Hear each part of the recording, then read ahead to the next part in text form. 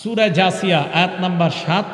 এই আয়াতে আল্লাহ বলেন ওয়াইলুল লিকুল্লি আফফাকিন আসিম, প্রত্যেক মিথ্যাবাদী অপরাধীর জন্য দুর্ভোগ।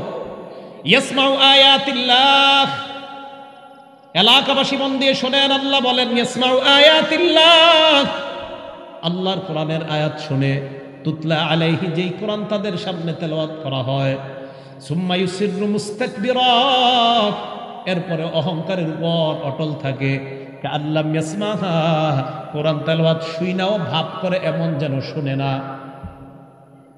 আসেনি এমন মানুষ?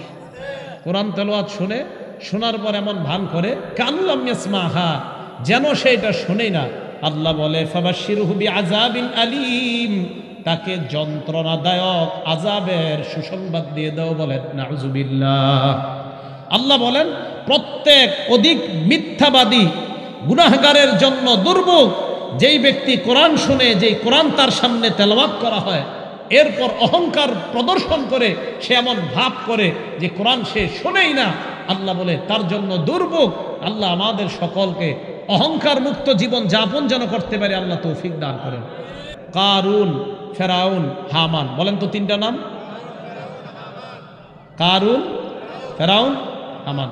সূরা আনকাবুতের 39 নম্বর আয়াতে আল্লাহ বলেন ওয়া কারুন, বলেন তো, ওয়া ফিরআউন ওয়া হামান, এইটা এইভাবে আসছে আয়াতটা। আল্লাহ বলেন ওয়া কারুন ওয়া ফিরআউন ওয়া হামান ওয়া লাকাদ জাআহুম মূসা বিল বাইয়িনাত, কারুন, ফেরাউন এবং হামান তাদের কাছে মূসা নবী স্পষ্ট দলিল নিয়ে আসছে। আসার পর ফেরাউন মূসা নবীকে কয় কি প্রমাণ নিয়ে আসছ? মূসা নবী কয় আমার হাতে যেই লাঠি, এই লাঠি যদি আমি ফালাই সাপ হয়ে যাবে, আবার সাপের মধ্যে হাত দিলে আল্লাহ লাঠিতে রূপান্তরিত করে দেয়। ফেরাউন কয় দেখাও। আল্লাহ পাক রব্বুল আলামিন বলেন হে মূসা পয়গম্বর, চিন্তার কোনো কারণ নাই, আপনি আপনার হাতের লাঠিটা জমিনের মধ্যে ফালান। মূসা নবী লাঠি জমিনের মধ্যে ফালায়, ফালানোর পর ফাইদা হিয়া হাইয়াতুন তাসআ, বিশাল বড় এক সাপ হয়ে ওই ফেরাউনের সামনে দৌড়াদৌড়ি শুরু করে দেয়। এত বড় সাপ, ফেরাউন সাপ দেখার পর সিংহাসন থেকে নামার পর কয় মূসা আগে সাপ থামাও, এরপর কথা হবে। আল্লাহ পাক রব্বুল আলামিন মূসা নবীকে বলেন খুযহা ওয়ালা তাখাফ, হে মূসা পয়গম্বর, চিন্তার কোনো কারণ নাই, এই সাপের মধ্যে আপনি হাত দেন। সানুঈদুহা সিরাতাহাল উলা, আমি আল্লাহ লাঠিকে সাপ বানাইলাম, আপনি এই সাপে হাত দিলে আমি আল্লাহ আবার এই সাপ লাঠিতে রূপান্তরিত করে দিব। মূসা নবী আবার সাপে হাত দিছে, এটা লাঠি হয়ে গেছে। ফেরাউন অবাক, আর কিছু আছে? মূসা নবী কয় হ্যাঁ আছে। আল্লাহ বলেন উখরুজ ইয়াদাকা মিন জাইবিক, আপনি আপনার হাত এখান থেকে বের করেন, পকেট থেকে বের করেন, বগলের নিচ থেকে বের করেন। মূসা নবী যখন হাত বের করলেন, আখরাজা ইয়াদাহু ফাইদা হিয়া বাইদাউ লিন-নাযিরিন, হাত বের করার পর মাটির কালারের হাত থেকে সুন্দর একটা আলো বের হয়ে যায়। আলো বের হওয়ার পর ফেরাউন কয় সর্বনাশ, এটা আবার কি নিদর্শন? আল্লাহ পাক বলেন এত এত নিদর্শন দেখানোর পরেও ফাস্তাকবারু, কারুন, হামান, ফেরাউন তারা অহংকার করলো, সত্যকে গ্রহণ করে নাই। আল্লাহ পাক রব্বুল আলামিন বলেন এরা বুঝতে পারছে মূসা যে একজন সত্য নবী, এরপরেও তারা অহংকারের কারণে সত্য গ্রহণ করতে পারে নাই। আল্লাহ বলেন ফাকুল্লান আখাযনা বিযামবি, আমি সবগুলাকে পাকড়াও করলাম তাদের অপরাধের কারণে। এর মধ্যে কাউকে ডুবায় মারলাম, কাউকে আমি মাটির নিচে দাফন করে দিলাম। কারুন মাটির নিচে গেছে, কিয়ামত পর্যন্ত যেতেই থাকবে, যেতেই থাকবে। আল্লাহ বলেন দুনিয়ার অহংকারী সম্প্রদায় শিক্ষা নিয়ে নাও, অহংকারের কারণে সত্য গ্রহণ করতে পারে নাই, আমি তাদেরকে যে শাস্তি দিলাম এই শাস্তি দেখে তোমরাও শিক্ষা গ্রহণ করে নাও। আমি আল্লাহর ধরা বড় কঠিন, বড় ভয়ঙ্কর, আমি ধরলে কাউকে ছাড় দেই না। অহংকার করা যাবে না। আমার আলোচনাটা বুঝার চেষ্টা করেন, আমি এই আলোচনা কেন করতেছি। সত্যকে অহংকারের সাথে অস্বীকার করে, আর থুর হুজুর বুঝি কি, সত্যকে অহংকারের সাথে অস্বীকার করে। মানে একটা অস্বীকার আর একটা অহংকার, থর মোল্লা বুঝি কি, অহংকারের সাথে প্রত্যাখ্যান করে। আল্লাহ আমাদের সকলকে কথাগুলো বুঝে শুনে পৃথিবীর জীবনে যেন আমরা সামান্যতম অহংকার আমাদের মাঝে না আসে। আল্লাহ আমাদের সকলকে অহংকার মুক্ত জীবন সমাজ গঠন করার তৌফিক দান করুন। 9 নাম্বার কথা, সূরা আরাফের 146 নাম্বার আয়াত। এটা আমরা সবাই মন দিয়ে শোনেন। আমাদের মাঝেও যারা অহংকার করে, আল্লাহ বলেন সাসরিফু আন আয়াতি আল্লাযীনা ইয়াতাকাব্বারুনা ফিল আরদি বিগাইরিল হক। দুনিয়ার মধ্যে যারা অহংকার করে তাদের চেহারাটা আমি আল্লাহ আমার আয়াত থেকে ফিরিয়ে দেই। এরা দিন গ্রহণ করতে পারে না। ওয়া ইয়ারাউ সাবিলার রুশদি লা ইয়াত্তাখিযুহু সাবিলা। আল্লাহ বলে এরা সত্যের রাস্তা দেখার পরেও, হেদায়েতের রাস্তা দেখার পরেও এই হেদায়েতের রাস্তাটা তারা গ্রহণ করে না। মুসলমান এই কথাটা ভেবে চিনতে দরকার। ওয়া ইয়ারাউ সাবিলাল গায়য়ি ইয়াত্তাখিযুহু সাবিলা। আল্লাহ বলে তারা যদি পথভ্রষ্টতার রাস্তা দেখে ওই রাস্তাটা তারা গ্রহণ করে নেয়। ওয়া ইয়ারাউ কুল্লা আয়াতিন লা ইউমিনু বিহা। আল্লাহ বলে এরা পৃথিবীর সব নিদর্শন দেখলো, ঈমান আনবে না। হেদায়েতের রাস্তা দেখলে ওই রাস্তাটা রাস্তা হিসাবে গ্রহণ করবে না। পথভ্রষ্টতার রাস্তা যদি দেখে ওই রাস্তাটা রাস্তা হিসাবে গ্রহণ করে নেয়। ফেসবুক ইউটিউবের মধ্যে একদিকে যেমন ভালো আছে আরেক দিকে খারাপ আছে। একদল মানুষ রাতের বেলা ইউটিউব ছাড়ার পর ওয়াজ নসিহত দেখে সত্যকে গ্রহণ করে নেয়, আরেক দল দেখে আমাদের গান ইত্যাদি এখন আর কেউ দেখে না। এই জ্বালা এখন একদল মানুষ আলেমদেরকে সহ্য করতে পারে না। যে হুজুরদের জয় জয়কর অবস্থা সব জায়গায়। একদল মানুষ সত্যের রাস্তা দেখে, দেখার পর এটা গ্রহণ করে না। আরেক দল পথভ্রষ্টতার রাস্তা দেখে এটাই গ্রহণ করে, হ্যাঁ এটা সঠিক। আসলে কি সঠিক? পথভ্রষ্টতার রাস্তা কি সঠিক? এই ইউটিউব ফেসবুক একদলকে জাহান্নামী বানাবে, বানাবে না? বানাবে। যারা এটাতে হেদায়েতের পরিবর্তে গোমরাহির রাস্তা গ্রহণ করেছে। আমি তো এইভাবে বলি মাঝে মাঝে, ইউটিউব ফেসবুক চালাইতে গিয়ে যদি আপনার 10 ভাগও গুনাহ হয় তাও আপনি এটা চালায়েন না। গুনাহ যদি হয় এটা চালানোর দরকার নাই। আপনি যদি নিজের উপরে নিয়ন্ত্রণ না করতে পারেন যে আমি মোবাইল চালাইলে আমার গুনাহ হবে না, তাহলে মোবাইল চালাইতে পারবেন। যদি এরকম অবস্থা হয় যে মোবাইল চালাইলে আপনার গুনাহ হবে, তো সেক্ষেত্রে আপনি মোবাইল কিভাবে চালাবেন? ভাই কথা বুঝে আসছে? আল্লাহ আমাদের সকলকে বুঝে শুনে অহংকার মুক্ত জীবন গঠন করে সত্যের রাস্তা অবলম্বন করার তৌফিক দান করেন। 10 নাম্বার কথা, যারা অহংকার করে তাদের ঠিকানা জাহান্নাম। সূরা এই ব্যাপারে 2টা দৃষ্টান্ত দেই। সূরা আহকাফের 20 নাম্বার আয়াত, সূরা গাফিরের 60 নাম্বার আয়াত, দুটোটা মন দিয়ে শোনেন। আল্লাহ বলেন ওয়া ইয়াউমা ইউরাদুল লাযীনা কাফারু আলান নার। জাহান্নামের সামনে কাফেরদেরকে পেশ করা হবে, করার পর কাফেরদেরকে বলা হবে আযহাবতুম তাইয়্যিবাতিকুম ফি হায়াতিকুমুদ দুনিয়া। তোমরা দুনিয়ার মধ্যে চাকচিক্য শেষ করে ফেলছো, আনন্দ উপভোগ তোমরা দুনিয়ার মধ্যে করে ফেলছো। ওয়াস্তামতাতুম বিহা, জান্নাতে যে আনন্দ করতে পারতা দুনিয়াতে এটা শেষ করে ফেলছো। কথাটা আবার বুঝেন। কাফেরদেরকে জাহান্নামের সামনে রাখার পর বলা হবে জান্নাতের মধ্যে যে আনন্দ পাইতা, আখিরাতে যে আনন্দ পাইতা, ওই আনন্দটা দুনিয়াতে শেষ করে ফেলছো। পাশাপাশি দুইজন থাকেন একই রুমে, একজন তার আখিরাতের আনন্দগুলা শেষ করে দিচ্ছে, আরেকজন তার আখিরাতের আনন্দগুলা সঞ্চয় করে রাখতেছে। পাশাপাশি দুই মালিক দুই ঘরে, এক মালিক আখিরাত সঞ্চয় করছে, আরেক মালিক তার আখিরাতকে বরবাদ করে দিচ্ছে। আল্লাহ বলবে তুমি তোমার আখিরাতের জীবনে যে চাকচিক্য উপভোগ করতা এটা নষ্ট করে ফেলছো। কিভাবে জানো? বিমা কুনতুম তাস্তাকবিরুনা ফিল আরদি বিগাইরিল হক। দুনিয়াতে অহংকার করতা, অহংকারের কারণে তুমি পার্থিব জীবনে আখিরাতের চাকচিক্য নষ্ট করে ফেলছো। এখন তোমার ঠিকানা জাহান্নাম। সূরা গাফিরের 60 নম্বর আয়াতে আল্লাহ বলেন ওয়া ক্বালা রাব্বুকুম উদউনি আস্তাজিব লাকুম। আল্লাহ বলে বান্দা তোমরা আমার কাছে দোয়া করো। জোরে বলেন কি করো? আল্লাহ বলেন তোমরা আমার কাছে দোয়া করো, আস্তাজিব লাকুম, আমি আল্লাহ তোমাদের দোয়া কবুল করব।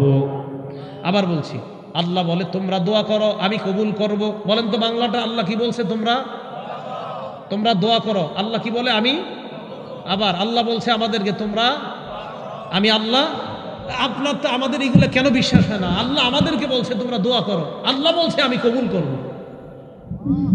এখন তো আমাদেরকে দোয়া থেকে দূরে সরানোরও ফিকির চলতেছে, আমরা যেন দোয়া না করি। হ্যাঁ, এমনও মানুষ আছে দোয়ার বিরোধিতা করতে করতে গত 20 বছর তার চোখে এক ফোঁটা পানিও বের হয় না। চোখের পানি যদি বের না হয় ভাই, আল্লাহর সাথে আপনার সম্পর্ক কিভাবে হবে? একটু মন দিয়ে শোনেন তো আমার কথাটা।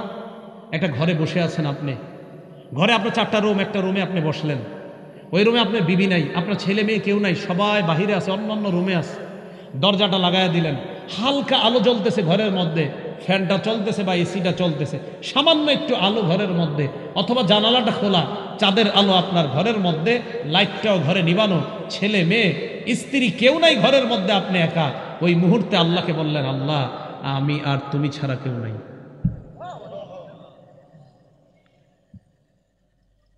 আল্লাহ আপনাকে মাফ করবে না, কারে করবে? আল্লাহ বলে ইন্নাল্লাযীনা ইস্তাকবিরুনা আন ইবাদাতি, এই ইবাদত দ্বারা এখানে উদ্দেশ্য দোয়া। যারা আমার কাছে দোয়া করা থেকে অহংকার করে, ভাই অহংকারী হয়েন না, দোয়া করতে অহংকারী করে। যারা আমার কাছে দোয়া করার সময় অহংকারী, আর থুর আল্লাহর কাছে কি বলবো, আমার কাছে দোয়া করতে যারা অহংকার করে, সায়াদখুলুনা জাহান্নামা দাখিরিন, এরা লাঞ্ছিত হয়ে সব জাহান্নামে প্রবেশ করবে। আল্লাহ আমাদের সকলকে অহংকার মুক্ত জীবন যাপন করার তৌফিক দান করেন। এই গেল কোরআন থেকে 10টা কথা। এবার খুব মন দিয়ে হাদিস শোনেন। মুসলিম শরীফের 168 নম্বর হাদিস। আন আব্দুল্লাহ ইবনে মাসউদ রাদিয়াল্লাহু তাআলা আনহু قال قال رسول الله صلى الله عليه وسلم لا يدخل الجنة من كان في قلبه مثقال ذرة من كبر। আল্লাহ নবীর সাহাবা আব্দুল্লাহ ইবনে মাসউদ রাদিয়াল্লাহু তাআলা আনহুর বর্ণনা। নবীজি সাল্লাল্লাহু আলাইহি ওয়াসাল্লাম বলেন, যেই ব্যক্তির অন্তরে সরিষার দানা পরিমাণ অহংকার থাকবে, ওই ব্যক্তি জান্নাতে প্রবেশ করবে না। নাউযুবিল্লাহ। সরিষার দানা পরিমাণ অহংকার থাকবে, সে জান্নাতে প্রবেশ করবে না। ভাই অহংকার ছেড়ে দিই আমরা। মালের অহংকার, সম্পদের অহংকার, শক্তির অহংকার কেউ করবো না। আল্লাহ হেফাজত করেন। আমি আপনাদের জন্য দোয়া করব, আপনারা আমাদের জন্য, আমার জন্য, আমাদের মতো যারা আলোচনা করে সবার জন্য দোয়া করবেন, আমাদের মাঝে যেন কখনো অহংকার না আসে। বুখারী শরীফের 6071 নম্বর হাদিস। নবীজির একজন সাহাবা নাম হারেসা, এই হারেসা রাদিয়াল্লাহু তাআলা আনহুর বর্ণনা। তার পুরা নাম হারেসা ইবনে ওয়াহাব আল খুজাই। عن حارثة ابن وهب الخزاعي رضي الله تعالى عنه عن النبي صلى الله عليه وسلم قال। حارثة ابن وهب الخزاعي বলেন, আল্লাহ নবী বলেন, আলা উখবিরুকুম বিআহলিল জান্নাহ, এ মানুষ আমি কি তোমাদেরকে জান্নাতি কে ওই ব্যক্তির ব্যাপারে বলবো না? নবীজি বলেন, ওই ব্যক্তি জান্নাতি কুল্লু দাঈফিন মুতাদাঈফ, যেই ব্যক্তি দুর্বল, সমাজের মধ্যে যাকে দুর্বল মনে করা হয়, সমাজের মধ্যে এক ব্যক্তি দুর্বল, যাকে দুর্বল মনে করা হয়, সমাজের অন্য মানুষ তাকে দেখতে পারে না অথবা তাকে গণায় ধরে না, কিন্তু ওই লোকটার আল্লাহর সাথে সম্পর্ক বড় চমৎকার। আজান দিলে লোকটাকে ঘরে পাওয়া যায় না, মসজিদে চলে যায়। এই লোকটাকে সমাজের মধ্যে তেমন গণ্য করা হয় না। আল্লাহ নবী কয়, তোমরা জানো না মরার পর এই লোকটার সাথে সাথে আল্লাহ জান্নাতের মেহমান। কুল্লু দাঈফ, দুর্বল, বিনয়ী, যাকে দুর্বল মনে করা হয়। এবার নবী কি বলে দেখেন, আলা উখবিরুকুম বিআহলিন নার, আমি কি তোমাদেরকে জাহান্নামীর ব্যাপারে বলবো না? কুল্লু উতুল্লিন জাওয়াজিন মুস্তাকবির, প্রত্যেক কর্কশ ভাষী, রূঢ় স্বভাবের অধিকারী, কর্কশ ভাষী, রূঢ় স্বভাবের অধিকারী, অহংকারী দাম্ভিক ব্যক্তি জাহান্নামে যাবে। নবীজি বলেন, প্রত্যেক রূঢ় স্বভাবের অধিকারী, কর্কশ ভাষী, যার ভাষা সুন্দর না, ভাষা শুনলেই কেমন যেন ভালো লাগে না, ভাষা শুনলেই মনে হয় আমারে মারতে আসতেছে। জাওয়াজিন মুস্তাকবির, অহংকারী ব্যক্তি, এই ব্যক্তির ঠিকানা হলো জাহান্নাম। বলেন নাউযুবিল্লাহ। এবার একটা হাদিস মন দিয়ে শোনেন। তিরমিজি শরীফের 2561 নম্বর হাদিস, 2561 নম্বর হাদিস। ক্বালা রাসূলুল্লাহ সাল্লাল্লাহু আলাইহি ওয়াসাল্লাম ইহতাজ্জাতিল জান্নাতু ওয়ান নার। আল্লাহ নবী বলেন জান্নাত এবং জাহান্নাম ঝগড়া লাগছে। জান্নাত এবং জাহান্নাম ঝগড়া লাগার পর ক্বালাতিল জান্নাত, জান্নাত বলল ইয়াদখুলুনি আদ-দুআফা ওয়াল মাসাকিন, আমার মাঝে দুর্বল অসহায় মানুষগুলা প্রবেশ করবে। জান্নাত বলল আমার মাঝে দুর্বল অসহায় মানুষগুলা প্রবেশ করবে। ওয়াকালাতিন নার, জাহান্নাম বলল ইয়াদখুলুনি আল জাব্বারুনা ওয়াল মুতাকাব্বিরুন, আমার মাঝে অহংকারীরা প্রবেশ করবে। জাহান্নাম বলল, আল্লাহ জান্নাতকে আর জাহান্নামকে ডাক দিলেন। ক্বালাল্লাহু তাআলা লিল জান্নাতি ওয়ান নার, প্রথমে আল্লাহ জাহান্নামকে ডাক দিয়ে বললেন আনতি আযাবি আনতাকিমু বিকি মিম্মান শিতু।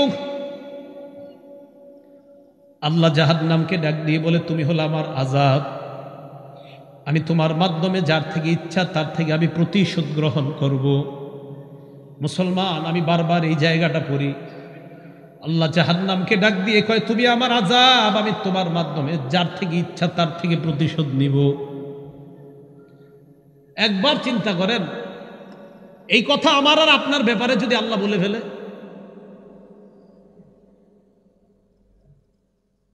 আল্লাহ যদি আমার আর আপনার ব্যাপারে বলে ফেলে জাহান্নামকে, এখানে তো আল্লাহ কারো নাম নেয় না। আল্লাহ বলছে তুমি হলে আমার আযাব জাহান্নাম, আমি তোমার মাধ্যমে যাকে ইচ্ছা যার থেকে ইচ্ছা তার থেকে আমি প্রতিশোধ নিব।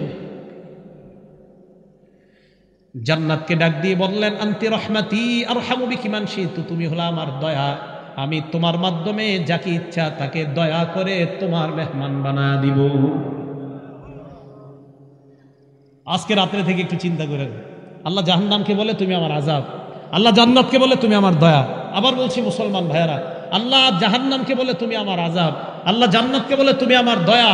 এই জাহান্নাম, আমি তোমার মাধ্যমে যাকে ইচ্ছা তার থেকে প্রতিশোধ নিব। হে জান্নাত, আমি তোমার মাধ্যমে যাকে ইচ্ছা তাকে দয়া করে তোমার মাঝে প্রবেশ করাবো। প্রত্যেক দিন একটু চিন্তা করেন, আমি আপনি যেন ওই দ্বিতীয়টা রহমতের মধ্যে অন্তর্ভুক্ত হয়ে যাই। আল্লাহ আমাদের সকলকে যেন রহমতের ছায়ায় আমাদেরকে অন্তর্ভুক্ত করে জান্নাতের মেহমান বানায়। মুসলিম শরীফের একটা হাদিস শোনেন, হাদিস নাম্বার 196 নাম্বার হাদিস। ক্বালা রাসূলুল্লাহ সাল্লাল্লাহু আলাইহি ওয়াসাল্লাম, আল্লাহ নবী বলেন সালাসাতুন লা ইউকাল্লিমুহুমুল্লাহু ইয়াউমাল কিয়ামা ওয়া লা ইয়ানজুরু ইলাইহিম ওয়া লা ইউযাক্কিহিম ওয়া লাহুম আযাবুন আলীম। আল্লাহ নবী বলেন তিন ব্যক্তির দিকে আল্লাহ কিয়ামতের ময়দানে তাকাবে না, তিন ব্যক্তির সাথে আল্লাহ কথা বলবে না, তিন ব্যক্তিকে আল্লাহ পবিত্র বানাবে না, তিন ব্যক্তির সাথে আল্লাহ কথা বলবে না, তিন ব্যক্তির দিকে আল্লাহ তাকাবে না, তিন ব্যক্তিকে আল্লাহ পবিত্র বানাবে না। এক নাম্বার শাইখুন জানিন, বৃদ্ধ বয়সে যেই বৃদ্ধ ব্যভিচার করে তার দিকে আল্লাহ তাকাবে না, তার সাথে আল্লাহ কথা বলবে না, এই ব্যক্তিকে আল্লাহ পবিত্র বানাবে না। এক নাম্বার শাইখুন জানিন, বৃদ্ধ বয়সে যে জিনা করে ব্যভিচার করে, বয়স হয়ে গেছে, ওই বয়সে যে জিনা ব্যভিচার করে তার দিকে আল্লাহ তাকাবে না, তার সাথে আল্লাহ কথা বলবে না, তাকে আল্লাহ পাক রব্বুল আলামিন পবিত্র বানাবে না। দুই নাম্বার ওয়া মালিকুন কাজ্জাব, মিথ্যাবাদী শাসকের সাথে আল্লাহ কথা বলবে না, মিথ্যাবাদী শাসকের দিকে আল্লাহ তাকাবে না, মিথ্যাবাদী শাসককে আল্লাহ পবিত্র বানাবে না। এ হলো দুই নাম্বার। তিন নাম্বার ওয়া আইলুন মুস্তাকবির, অহংকারী দাম্ভিকের সাথে আল্লাহ কথা বলবে না, অহংকারী দাম্ভিকের দিকে আল্লাহ তাকাবে না, অহংকারী দাম্ভিককে আল্লাহ পবিত্র বানাবে না। একবার বিছানায় মাথা লাগায় চিন্তা করেন, আমার নাম যদি কিয়ামতের ময়দানে অহংকারী হয়ে যায়, আমার আল্লাহ আমার সাথে কথা বলবে না। আমার আপনার নাম যেন অহংকারী না হয়। আল্লাহ আমাকে আপনাকে এই সমাজকে অহংকার মুক্ত হয়ে আমরা সবাই যেন অহংকার মুক্ত হয়ে কবরে যেতে পারি। আমি আপনি আমরা সবাই যেন জান্নাতে সবাই একসাথে আবার সাক্ষাৎ করতে পারি। আল্লাহ তৌফিক দান করেন। ভাই, অহংকার করা যাবে না। তাহলে বলেন তো, আবার প্রথম থেকে আসেন তো, কিবির কাকে বলা হয়? অহংকারের সাথে সত্যকে অস্বীকার করা। বলেন তো, কিবির কাকে বলা হয়? অহংকারের সাথে সত্যকে অস্বীকার করা। আল্লাহ আমাদের সকলকে সত্যকে স্বীকার করে মেনে নিয়ে আমরা যেন বিনয়ী হয়ে জান্নাতি মেহমান হতে পারি। আল্লাহ তৌফিক দান করেন। এবার আরেকটা হাদিস শোনেন, হাদিসটা মুসলিম শরীফের। 5360 এবং 5361 নাম্বার হাদিস। নবীজি সাল্লাল্লাহু আলাইহি ওয়াসাল্লাম আজীব এক হাদিস শোনাইছে।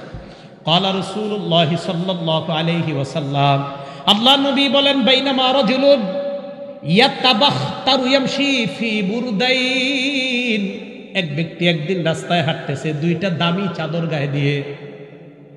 এই জায়গায় একটু বুঝেন, দামি চাদর গায়ে দেয়া দোষের না, অহংকার এসে যাওয়া দোষের। বড় বিল্ডিং বানানো দোষের না, অহংকার এসে যাওয়া দোষের।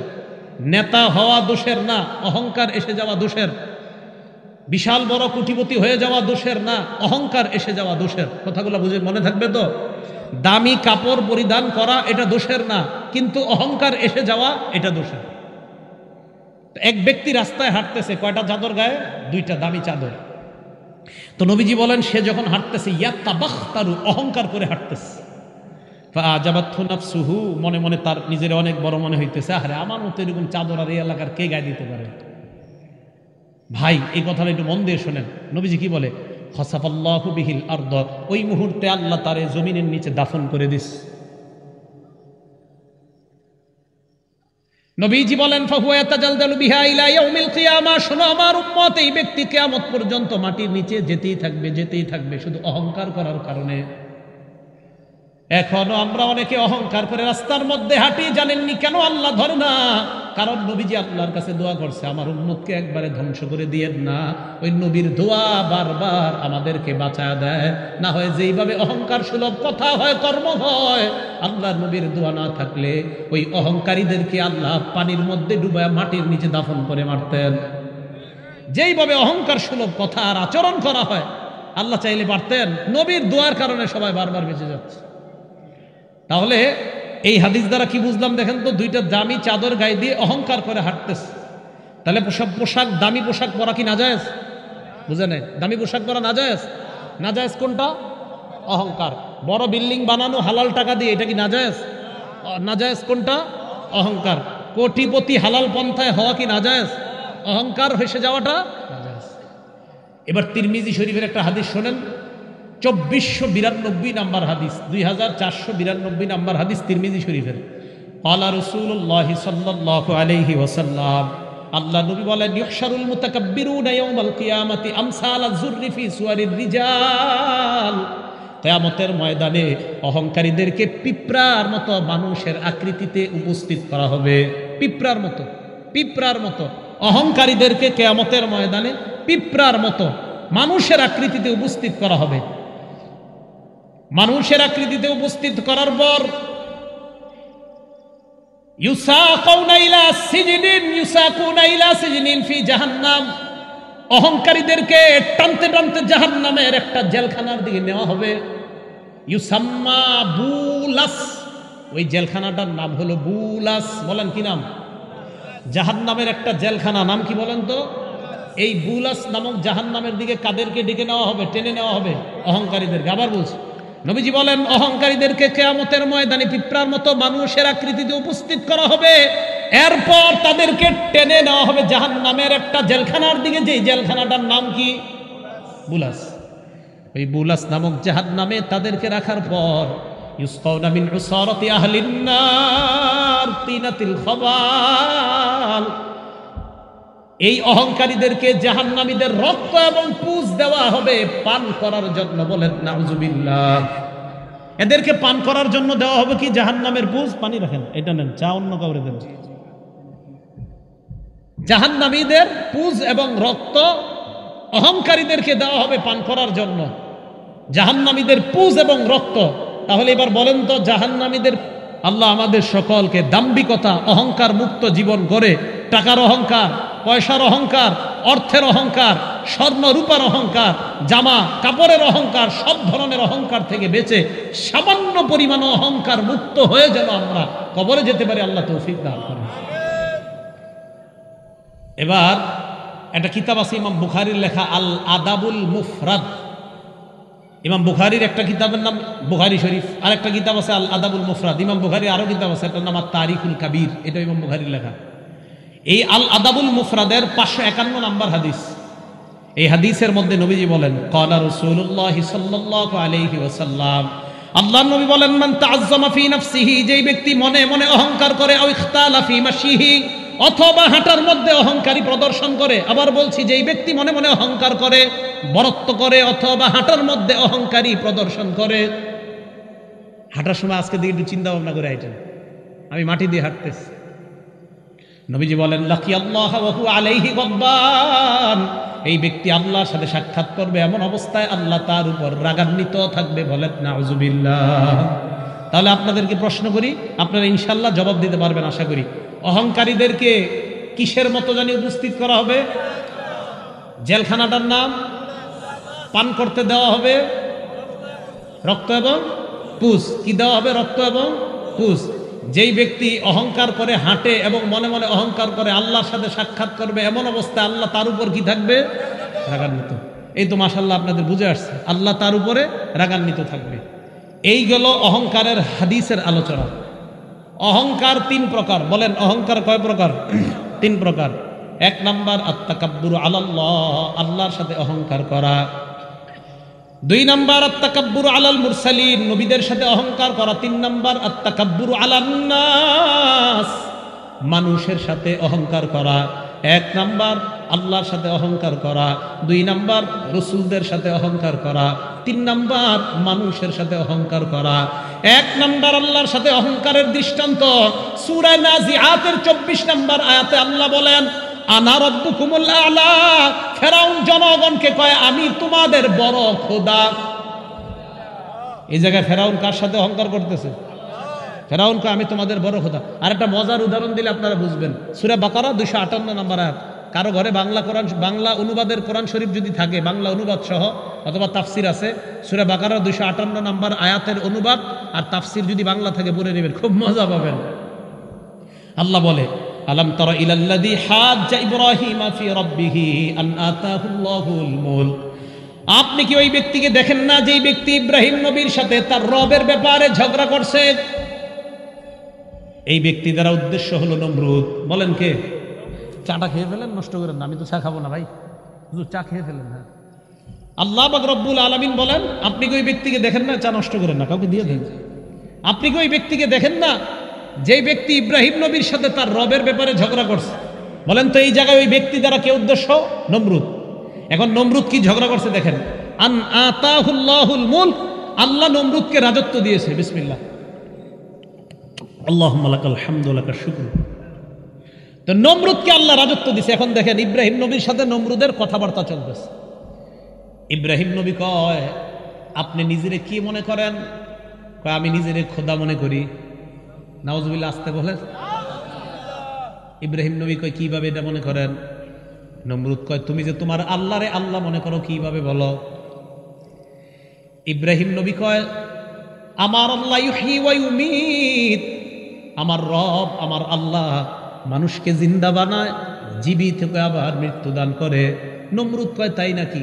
মানুষকে জীবিত বানাইলে আবার মৃত্যু দান করলে তাকেই বুঝি রব বলা হয়? ইব্রাহিম নবী কয়, হ্যাঁ, তাকেই রব বলা হয়।